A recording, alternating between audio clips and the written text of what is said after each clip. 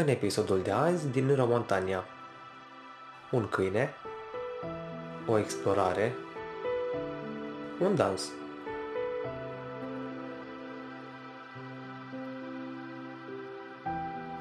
Într-o zi călduroasă de decembrie, ne-am zis să vizităm cetatea Soimoș din județul Arad.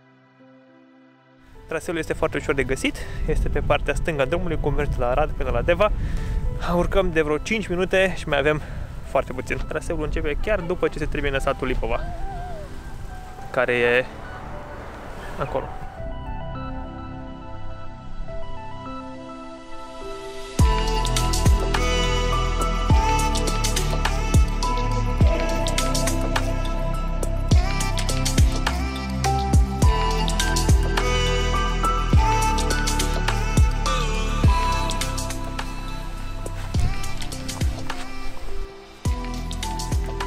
După nici un sfert de oră de urcat, maxim 80 de metri vertical, am ajuns la baza cetății.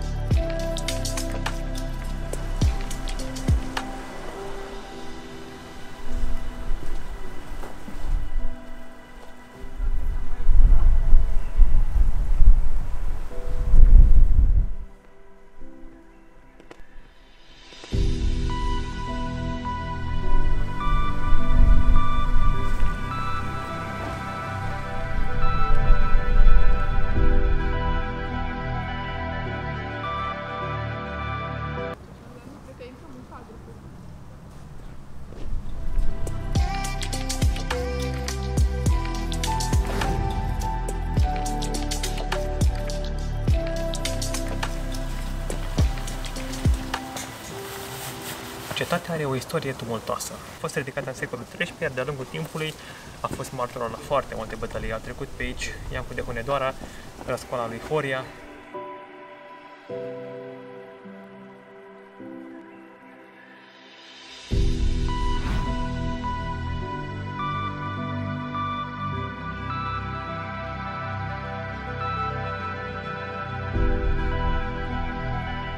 Cetatea a fost părăsită pentru ultima dată în 1788, adică de mai bine de 200 de ani, și de atunci s-a degradat din ce în ce mai mult. Cu toate astea, ce a rămas în ziua de azi e destul de impresionant și eu zic că merită cu siguranță scurta urcare ca să o vizitați.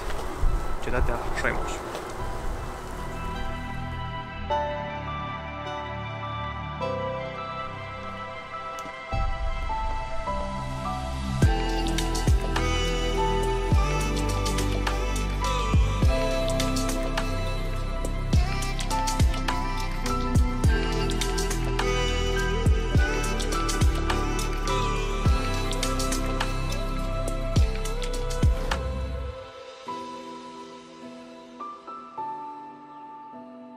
Asta a fost cetatea Soimoș.